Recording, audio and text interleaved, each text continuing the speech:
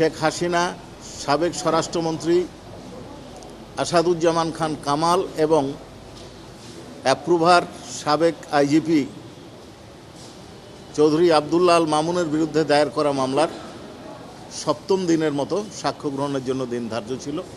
আমরা 4 জন সাক্ষীর হাজিরা দিয়েছি। প্রথম হার্ধে 2 জন সাক্ষীর জবানবন্দি এবং জেরা গৃহীত হয়েছে। প্রথম 2 জন যারা সাক্ষী দিয়েছেন তাদের একজন হচ্ছে রংপুর মেডিকেল কলেজের ক্লার্ক, যার কাছে ডকুমেন্ট সংরক্ষণ থাকে, আর আরেকজন হচ্ছেন ওই বিভাগ রংপুর মেডিকেল কলেজের ফরেন্সিক মেডিসিনের বিভাগীয় প্রধান ও সহকারী অধ্যাপক ডাক্তার রাজিবুল ইসলাম, যিনি জুলাই আন্দোলনের প্রথম শহীদ আবু সাঈদের পোস্টমর্টম রিপোর্ট তৈরি করেছিলেন। তিনি তার সাক্ষ্যে উল্লেখ করেছেন যে তিনি সঠিক এবং প্রকৃত বর্ণনা দিয়ে একটা রিপোর্ট তৈরি করেছিলেন। সেই রিপোর্টটা পুলিশ কর্তৃপক্ষকে দেওয়ার পর পুলিশ কর্তৃপক্ষ এটা নেয় নাই, বারবার পরিবর্তন করতে বলেছে এবং কয়েকবার পরিবর্তন করার পরে তাই তিনি কৌশলে একটা রিপোর্ট দাখিল করেছেন, যাতে মৃত্যুর বর্ণনাটাও উনি জখমের বর্ণনাগুলো দিয়েছেন এবং মৃত্যুর কারণের হিসাবে শুধুমাত্র গান শট ইনজুরিটা লেখেননি। পুলিশ প্রশাসন এবং সচিব নেতৃবৃন্দের বাধার কারণে, এবং তারপরে তাকে জেরা করা হয়েছে।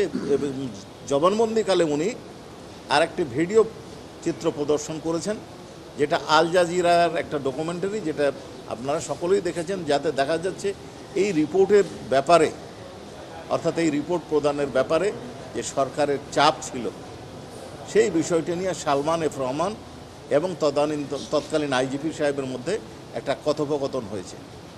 সেই বর্ণনাটা এই ডকুমেন্টারিতে তুলে ধরা হয়েছে। আর আবু সাঈদ কীভাবে গুলিবিদ্ধ হয়েছে, আবু সাঈদের শরীরে গুলিবিদ্ধের যে বর্ণনা, সেটা অনারেবল ট্রাইব্যুনাল নোট করেছেন। তাই ওই ভিডিও প্রামাণ্যচিত্রে কাকে কাকে দেখা গেছে তাদের প্রামাণ্যচিত্র নোট করেছেন, প্রামাণ্যচিত্রের বর্ণনা নোট করেছেন, এবং সচিবের যে ডাক্তার চন্দন তাকে বাধা দিয়ে কি বলেছিলেন, কাকে দায়ী করেছিলেন, সেই বক্তব্যগুলো এখানে আসছে। জি, আপনার এই রিপোর্টটা মোট 5 বার দেওয়া হয়েছে। পঞ্চমবারে তারা গ্রহণ করেছে, সঠিক বলা যাবে না, তারা গ্রহণ করেছে। তিনি মূলত প্রত্যেকটাতেই সরকারের চাহিদা মতো রিপোর্টটা দেননি। এটা না দেওয়ার কারণ হিসাবে বলেছেন যে, আমি বলি, না দেওয়ার কারণ হিসাবে বলেছেন যদি তিনি সরকারের চাহিদা মতো রিপোর্ট বা পুলিশ প্রশাসনের চাহিদা মতো রিপোর্ট দিতেন, তাহলে ডাক্তার সমাজকে জনগণ ঘৃণা করত, এই কারণে উঠি দেননি। আর চতুর্থ এবং পঞ্চমে একটা কনফ্লিক্ট দেখা দিয়েছে। কনফ্লিক্ট না, উনি 4টা রিপোর্ট আয়োগকে দিয়েছিলেন, একটা রিপোর্ট পুলিশ প্রশাসন তার কাছ থেকে ছিনিয়ে নিয়ে ডিস্ট্রয় করতে চেয়েছিল, সেটা অন্য জায়গায় সরানোর কারণে উনি ওটা দিতে পারেন।